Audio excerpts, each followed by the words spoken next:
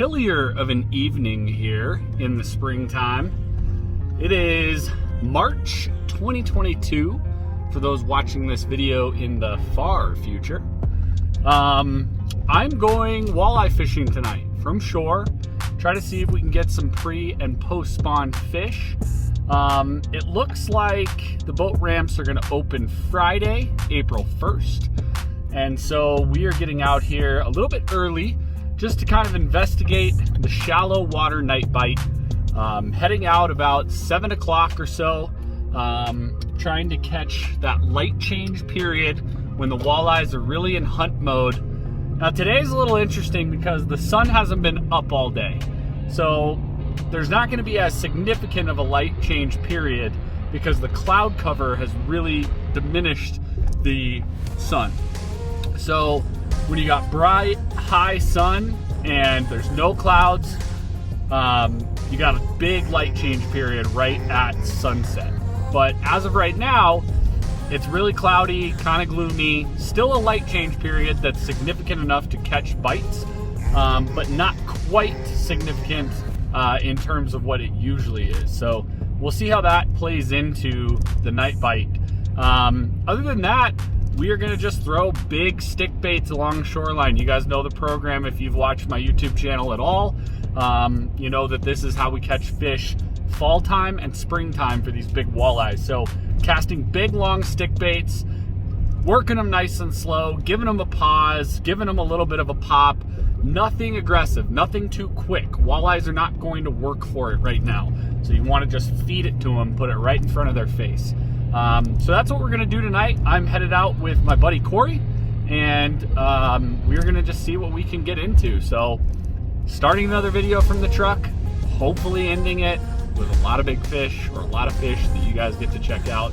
But either way, we're going to have a good time tonight, and let's get right into the video. Well, you could say nighttime walleye fishing isn't for the faint of heart. The thing is, I do, man, I love it. I got a huge camera bag on my back. I am about to carry this whole box of baits, as well as this extra box, because you gotta have these two rods right here, both TFO Tactical Elites, and Gatorade. Got my GoPro. I'm ready to rock, folks. I am dressed to the nine. I have a shirt, a hoodie, a jacket. I have long johns, jeans, and I even got my waders on. It's a great sound. Wind and walleyes go hand in hand. So when it comes to baits, I don't care at all when I get started about color. Obviously I have some go-to colors, but right now I care not at all about color. What I want is two different acting baits. So I've got them all categorized as something else. Shadow wraps, scatter wraps, bombers, divers, Smithwicks, and Rapalas. Now I know a few baits that work well, but I just want to get a type of bait dialed in. What type of bait are they going off of? So earlier I did a live feed, and if you're in it, I was telling you about colors that I like or colors that work. Here's one that I like. Tennessee shad, green back, green and black back, orange body or orange belly, and silver body. Anything silver body, orange belly has been really good for me.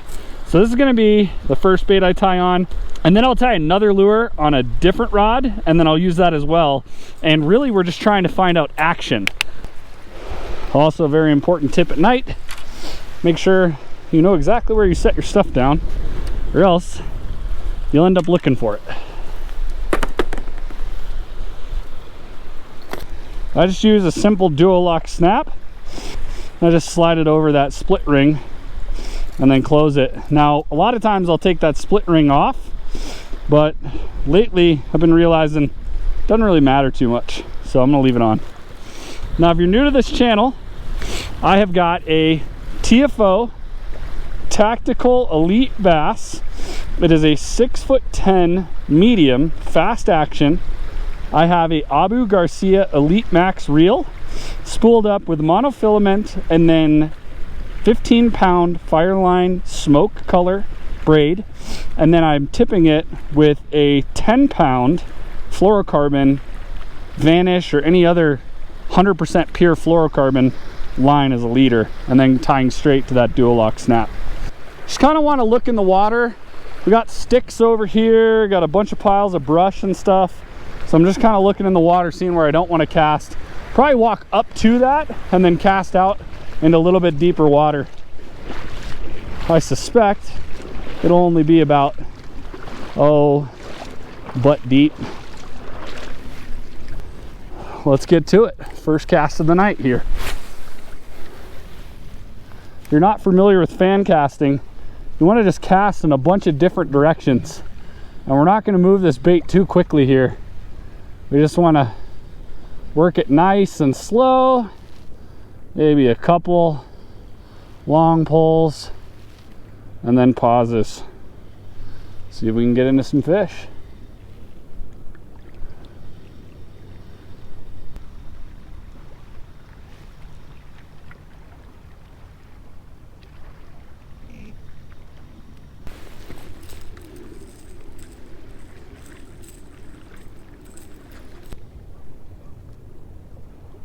Nice little pauses in there. Good stalls of the bait. Making sure you're counting down seconds and giving it time to work in the water. No reason to burn a bait.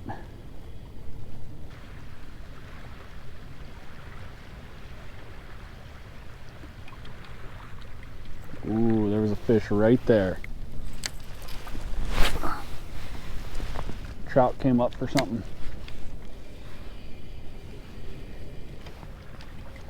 Give it a few more casts here and then I'm going to switch baits. I just really want to give this bait an opportunity to work before I switch it up.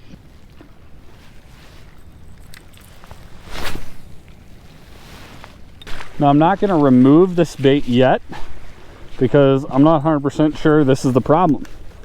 So instead of taking off a perfectly good bait, I got another rod. I'm just going to switch. And then that bait might still work.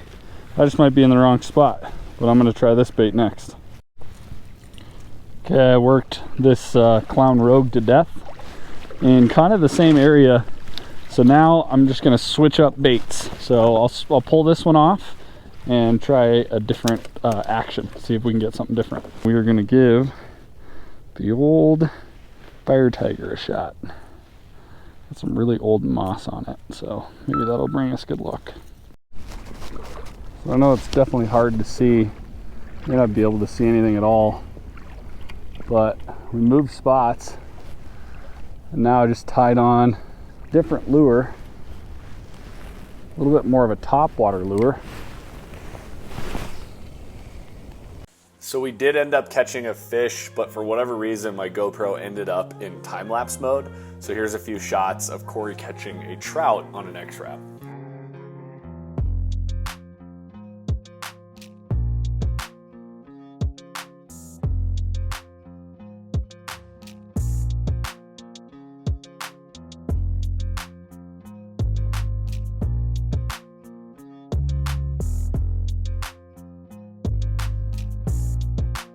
I hate to not have any better content for you guys than that, but that's just the name of the game sometimes when you go night fishing for walleye. I didn't end up filming an outro. It was really late by the time we got off the lake, but the water level had risen pretty high, and so we were fishing in and out of cottonwood trees, and then it dropped off pretty steeply, so we couldn't really get to the spots we wanted to try to catch those fish. But we ended up having a great time. My prediction was right.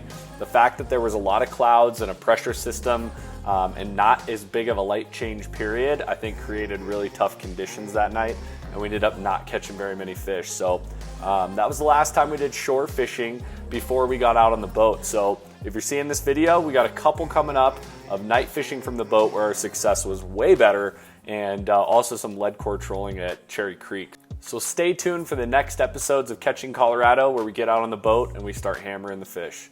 As always, thanks for watching. We'll see you next time. Thanks for watching the video. I really hope you enjoyed it. If you're interested in more relatable content, you can check out these videos right here. Oh, and don't forget to like and subscribe down below so you can stay updated on our next adventures.